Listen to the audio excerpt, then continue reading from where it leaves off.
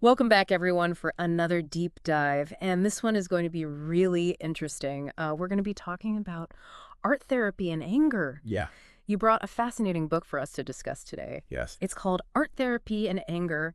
And it's got all sorts of different therapists in here talking about all different types of cases. And it just seems like a really different approach from kind of the usual anger management advice that you hear. Yeah. It's really looking at it in a more deeper way, going beyond just, managing the outbursts, but really trying to understand the roots of anger through art making. Yeah, it's using art almost as a language to get to the bottom of this. Exactly. And what I thought was really interesting, too, in reading through this, is just the sheer diversity of cases that this book covers. I mean, we're talking about children in foster care. We're talking about veterans. We're even talking about folks dealing with brain injuries. So it really makes you realize that anger isn't a one-size-fits-all kind of thing. Exactly. And I think to understand how art therapy can work with anger, it's important to understand the basics of what art therapy is and why it's uniquely suited to address something like anger. Okay, so let's unpack that a little bit. And now I know you're the expert here, but from my reading of the book, it seems like art therapy is about going beyond talking. It's about tapping into nonverbal expression. And that makes a lot of sense, especially when we're talking about anger, because sometimes words just aren't enough. Right. And oftentimes anger is so powerful that it's hard to even find the words to express it. So art therapy is really giving a space, a safe container to work through those feelings without the pressure of, needing to have the right word or the right thing to say. It's almost like giving those feelings a form, Right. taking them outside of yourself to kind of see them differently. But isn't art so subjective? Hmm. How do therapists make sure they're really understanding what their clients are expressing through their art? That's a great question. And I think it goes back to the core principle of art therapy, which is that it's not about the product. It's not about creating a masterpiece. It's about the process of art making. And through that process, there's so much that the therapist can gain insight into with the client. So the colors that they use, the shapes they use, the materials they choose, even how they apply the material onto the page, all of that is expressing their inner world. And that in addition to that, it's a collaborative process. So it's not that the therapist is just interpreting the art. It's that the client and the therapist are working together to understand the art. It's a dialogue. It's not a diagnosis. Right, exactly. I like that. I like that. And I also remember from the book reading about, the physiological response we have to anger, that whole fight or flight response. Seems like art therapy is a good way to kind of manage that as well. Absolutely. Mm-hmm. So when our body goes into that fight or flight, our body is flooded with adrenaline.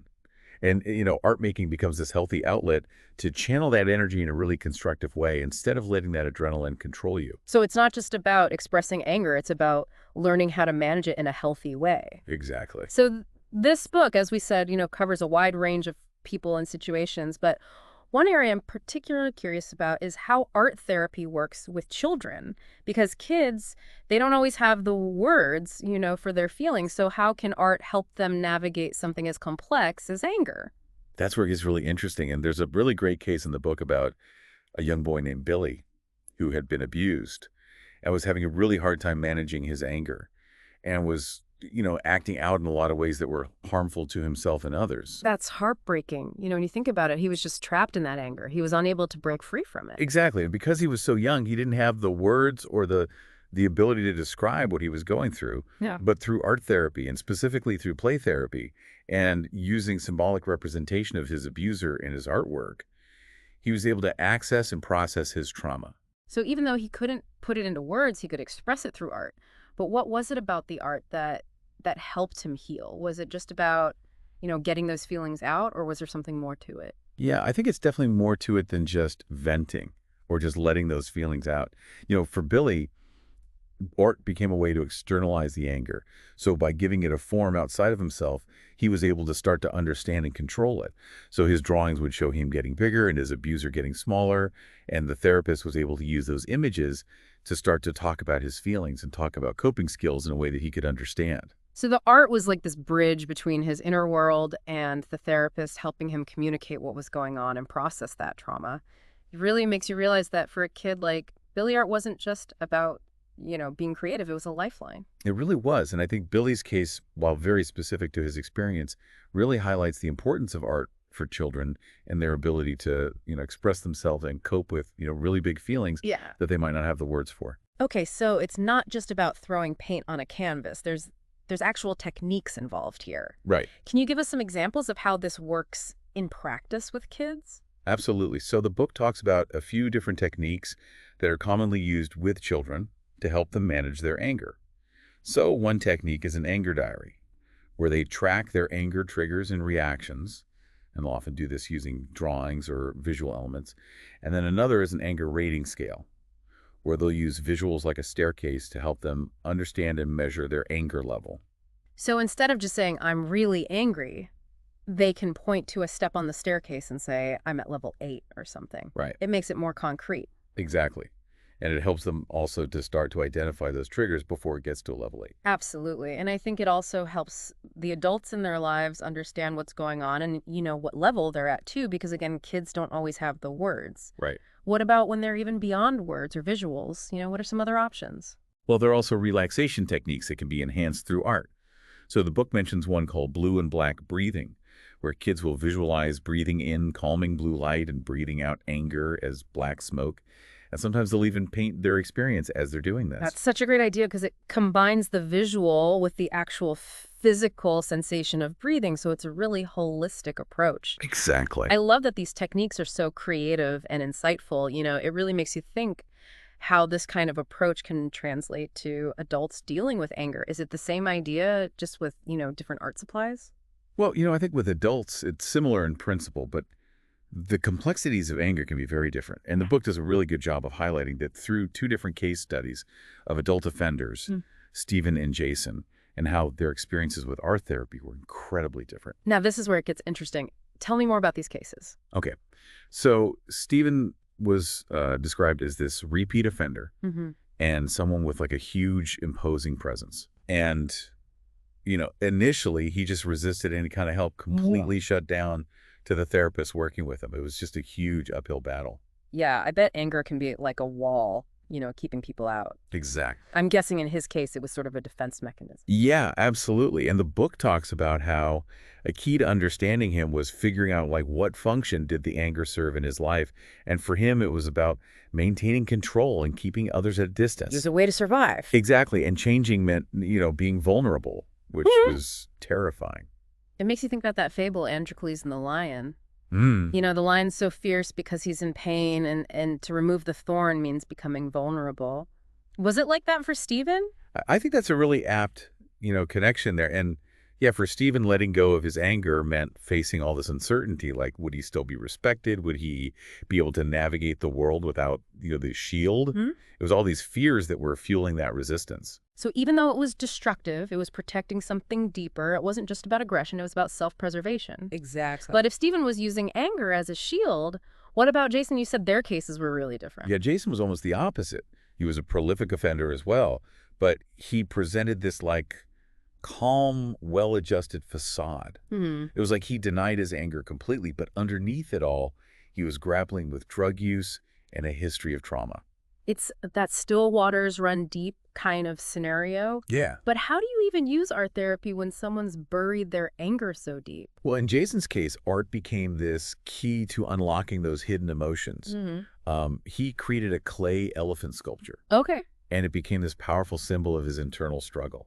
The elephant was fragile, almost broken, which really contracted the persona he projected to the world. So the art allowed his true feelings to kind of bypass those conscious defenses he had built up. What I'm curious about is, like, how do therapists even know which techniques to use with different people?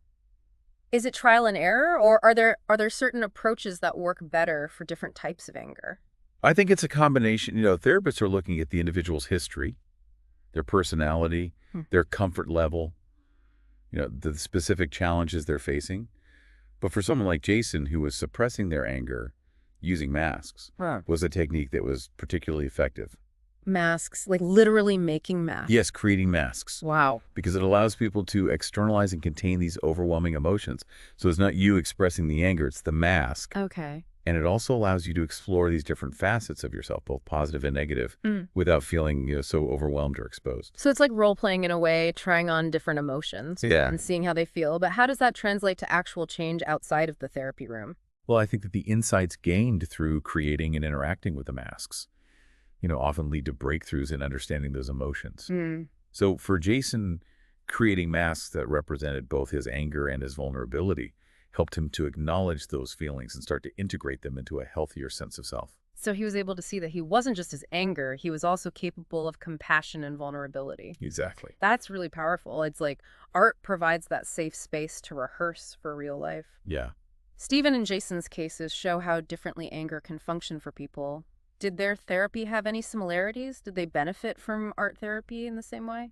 That's a great question. And yeah, despite their, very different presentations, both Stephen and Jason benefited from the non-judgmental space that art therapy provides. It allowed them to, express themselves without fear, to explore those feelings without the pressure of finding the right words. And it's interesting because both of them, through their art, started to connect with a sense of vulnerability that they had been pushing away. So it's like art therapy is almost like a backdoor to those hidden emotions, Yeah. a way to kind of circumvent those conscious defenses we build up. Now, before we move on to other client groups, I'm curious about those who might face additional barriers to traditional therapy. The book talks about deaf individuals. What makes art therapy a good approach for them? Right. Traditional talk therapy can be very challenging for deaf individuals because it relies so heavily on verbal communication, which might not be, their primary mode of expression. But art really provides this universal language. It's a way to communicate emotions and experiences, directly without relying on words. So it levels the playing field, Exactly. creates a space where communication is accessible and empowering. I love that. Yeah. Can you give us an example of how this works in practice? Yeah, so the book shares a story about a deaf man named Mark who was struggling with anger management, and one of his biggest breakthroughs came when he was asked to draw about the first time he remembered feeling angry, and he depicted himself completely alone and separated from his family who are all talking and seemingly ignoring him. Wow, that one image really speaks volumes. Yeah. It's like his anger was a way of trying to break through that isolation, force his way into the conversation. That's exactly it. And, that simple drawing unlocked this profound realization for Mark that his anger stemmed from feeling excluded and unheard. It wasn't about, being aggressive. It was about trying to get his needs met. Once he understood that root cause, did art therapy help him find other ways to communicate? Absolutely. So once that, pattern was revealed, Mark and his therapist started to explore, different communication strategies. So they practiced I statements, they did some role playing of different scenarios, and even explored relaxation techniques that were adapted for, deaf individuals. So it's about rewriting the script, replacing those ingrained patterns with healthier ways of interacting. That's incredible. And speaking of communication earlier, you mentioned art therapy groups for mothers. I'm curious to hear more about that, especially in the context of birth trauma. The book talked about Jay, who felt violated by her episiotomy. What other themes came up in those groups? Yeah, I think one major theme was this overwhelming sense of isolation that a lot of mothers felt. Yeah. Especially early on, they were bombarded with advice from everyone, feeling all this pressure to be the perfect mother and often losing sight of their own needs in the process. It's like they're drowning in a sea of expectations Yeah, and unable to come up for air. exactly. And then they felt guilty for not experiencing, that blissful motherhood that everyone talks about. Right. But in these groups, they could finally exhale, share their stories without judgment, and realize they weren't alone. It's like creating a sanctuary for those raw, honest emotions that are so often silenced or dismissed. But did art play a specific role beyond just providing that safe space to talk? Definitely. I think art became a way for these mothers to reclaim their sense of self. They could express their frustrations, their fears, their joys, without words. And it helped them process the challenging experience of becoming a mother and redefine, what motherhood meant to them. It's like they were using art to piece together this new self-portrait, Yeah. integrating this huge life change into their identity. That's beautiful. It seems like this theme of finding your voice through art runs through so many of these cases. It does. But what about when the challenges are more physical, like with brain injuries? How does art therapy help in those situations? Yeah, that's a really important question. And the book does a great job of highlighting the unique ways that art therapy can help people with brain injuries. Yeah. And it's especially powerful because it taps into nonverbal expression, which can be really vital for those who might struggle with language after an injury. So it's creating a bridge between the injured brain and the emotional self, Exactly. helping them to reconnect in a way that words might not allow. And the book talks about Nathan, who suffered a severe brain injury in a motorcycle accident. Yeah. Before the accident, he was a competitive athlete. And then after the accident, he was left with these physical and cognitive limitations that really changed his life. That's a devastating loss on so many levels. It is. It's no wonder he was struggling with anger. Yeah, and Nathan was experiencing these intense anger outbursts, lashing out at those around him, and talk therapy just wasn't working because he couldn't articulate what he was feeling or understand the reasons behind his anger. So how did art therapy help break through those barriers? Well, initially, Nathan was resistant. Hmm. He didn't consider himself to be artistic and didn't think that it could help. But his therapist really encouraged him to just experiment with different materials and just express himself freely, Mm. And that's a key element of art therapy, is creating this judgment-free zone where you're exploring and not worried about creating a masterpiece. It's about giving yourself permission to play, to be messy, to try things without fear of failure. Exactly. Did that work for Nathan? It did, he eventually started to open up through his art. And one image that stands out was of him asleep in bed, but surrounded by all these dangers and obstacles. And he said that these represented, the challenges he faced every day, the constant reminders of what he'd lost. It's like he was giving a visual form to those invisible burdens that he was carrying. Exactly. The weight of his injury, the emotional turmoil that came with it. Mm-hmm. So his anger was a mask in a way to kind of protect himself from the rawness of those emotions. Yeah. And art therapy allowed him to safely remove that mask. It did. And as Nathan, progressed in his therapy, his art started to evolve. He started using more color, more light, reflecting this growing sense of hope and his ability to find joy, despite the challenges. His art became a mirror of his internal transformation. That's amazing. Mm. I'm also curious about, the therapist's perspective in these cases that are so intense. I remember the book mentioned countertransference in PAD's case, Yeah. a Vietnam vet. Right. What does that mean and how does it impact the therapy? Yeah, countertransference is a really important concept in therapy, and especially when you're working with trauma. Mm-hmm. And it refers to the therapist's own, emotional responses to a client, which can sometimes be triggered by the client's experiences.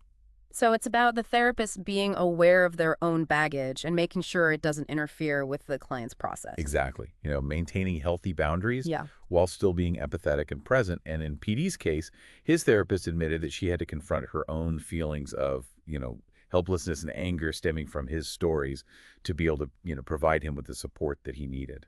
It sounds like being a therapist for these cases is a huge balancing act. It is. Requiring, immense empathy, but also a huge amount of self-awareness. It's a reminder that therapy is a two-way street.